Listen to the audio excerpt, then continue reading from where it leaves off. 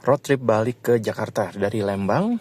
Kita akan jalan start dari 93%, 329 km untuk range-nya. Dan untuk ke Jakarta dari Lembang pastinya lebih banyak turunan. Nanti saya bakal update seberapa besar daya yang terpakai. Di sini hampir 3 jam ya. 161 km jarak tempuhnya. Nanti saya bakal update lagi bagaimana perjalanan pulang, kondisi perjalanan, dan pastinya kenyamanan mobil dari MG4EV. Sudah di lampu merah menuju tol Paster, dan ini salah satu keunggulan dari MG4EV. Jadi dia ada auto hold, memang agak dalam ya, untuk diinjak rem baru dia aktif. Nah, kita injak rem dia mati, diinjak dalam lagi dia langsung aktif warna hijau.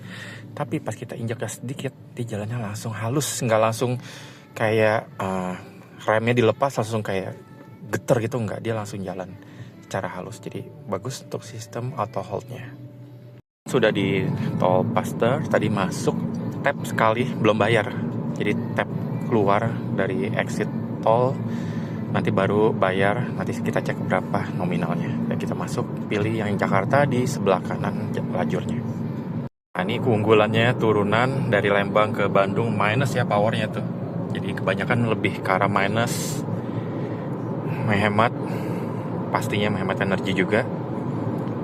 Kita di kilometer 113, jalanan ramai lancar, banyak truk, dan remnya juga berfungsi dengan baik. Depan belakang cakram, enak remnya, nggak ada masalah juga untuk pengereman. Untuk respon juga bagus, padahal ini saya pakai Eco ya. Nanti saya bakal update lagi saat masuk ke gerbang tol arah Jakarta. Di kilometer 68, siap-siap ya, kita akan ke gerbang tol Jakarta Cikampek. Ini gerbang tol Kalihurip. Kita cek coba berapa untuk biaya tolnya tadi dari Paster ke Kalihurip Utama 2. Kita cari yang kosong ya, jangan mengikuti yang sama. Coba kita agak kiri dikit aja. Kanan pasti ngerumpul orang. Aduh, ada orang yang ke kiri juga. Sebenarnya paling kiri juga bisa sih, itu Jakarta MBZ. Tapi nggak apa-apa, kita ambil yang sebelah sini aja.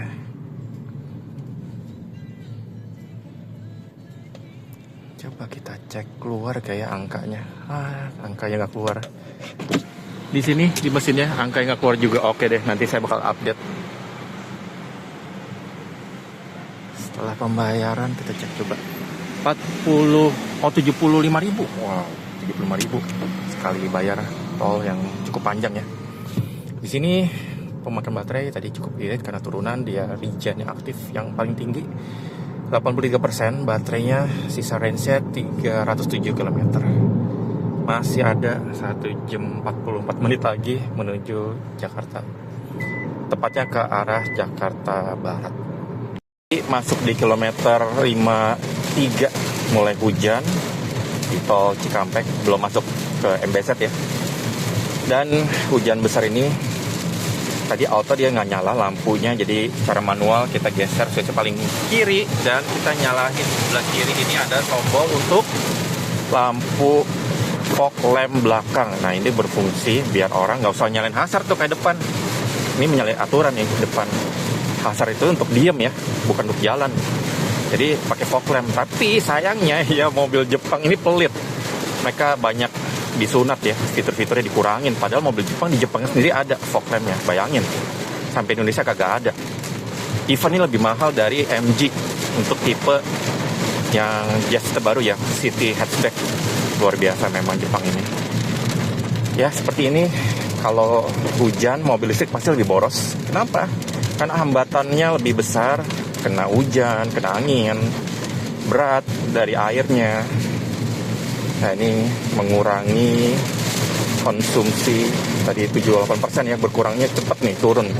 Range-nya 289, masih 1 jam 35 menit karena banyak orang yang jalannya pelan. Ya memang masih pelan sih, namanya jarak pandangnya berkurang, kita harus hati-hati. Oke, nanti saya bakal update lagi saat sudah di MBZ.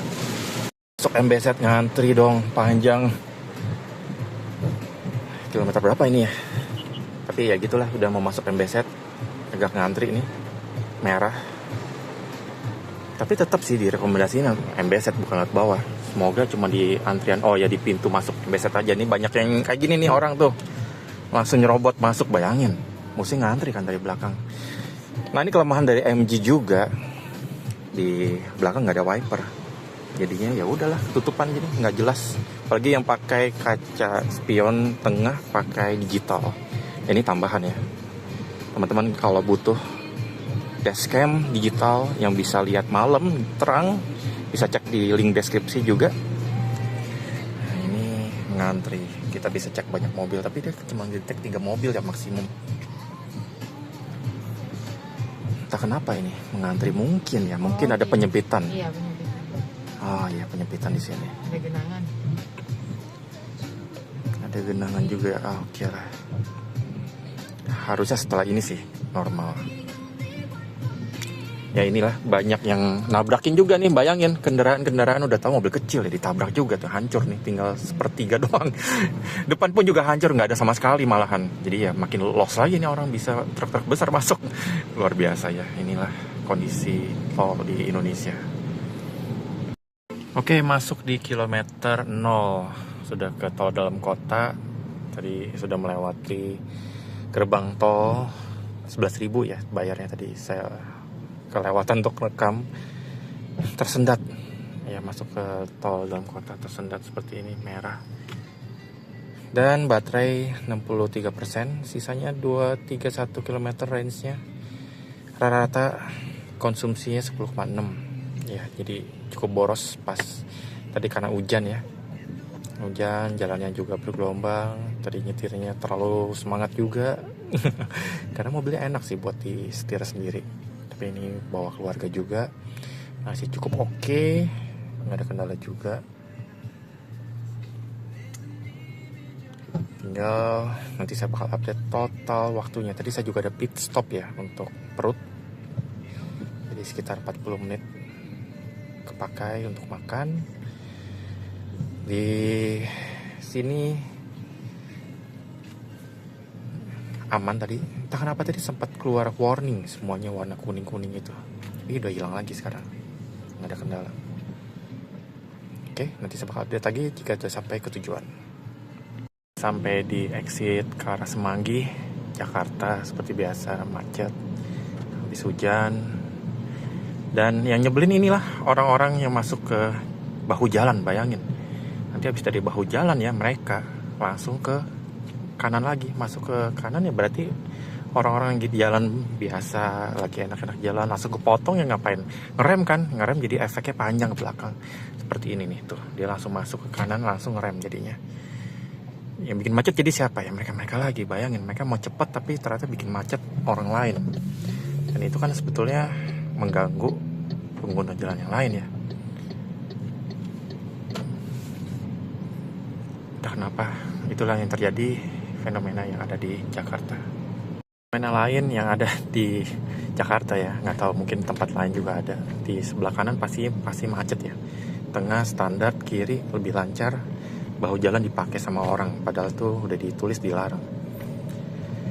Di sini sisa baterai 61%, 223 km. Sebentar lagi 28 km sampai. Kondisinya hujan, masih gerimis. Dan ya tadi untuk hujan suara atapnya masih oke ya, nggak berisik loh, atapnya oke. Terus tadi kecepatan tinggi, mungkin angin masuk, mungkin ya karena ada bagian talang air ini. Tapi sisanya aman, hujan. Dari windscreen depan juga suaranya nggak terlalu berisik. Road noise masih cukup masuk. Suara bising dari mobil lain ya masih masuk lah, jendelanya masih single glass. Tapi so far sih nyaman ya untuk dibawa keluar kota. Mobil listrik ini nggak ada kendala sama sekali. Teman-teman mungkin bisa ceritain juga mengenai perjalanan membawa mobil listrik keluar kota, paling jauh di mana nih? Akhirnya sudah sampai tujuan. Jarak tempuhnya 3 jam 20 menit, kurang 40 menit ya, tadi ada pit stop sebentar. 58% baterainya, berarti Dari kemarin kita samain yang start 95%, berarti 15% lebih irit saat turun dari Lembang ke Jakarta. Regennya berarti berfungsi dengan baik. Untuk penurunan pasti butuh banyak rem ya, dan pengeremannya bagus. Terus jalan berliku, manuver, handlingnya bagus. Tadi hujan juga dia punya peredamannya bagus. Untuk ke yang lain-lainnya mungkin tadi dari road noise mungkin masih agak masuk. Tadi kaca belakang sayangnya nggak ada wiper. Untuk yang di sini sama ternyata pemakaiannya 10,6 kWh ya dari waktu berangkat dari Jakarta. Mungkin karena tadi ada pit stop sebentar, mungkin agak lama idle-nya, jadi agak naik. Untuk sistemnya, ya tadi sempat ada keluar sistem error, tapi sudah berfungsi lagi dengan baik. Terima kasih telah menonton. Jika ada pertanyaan ataupun tambahan, teman-teman punya saran bisa tulis di kolom komentar. Nanti bisa update lagi di link Auto Expert Indonesia.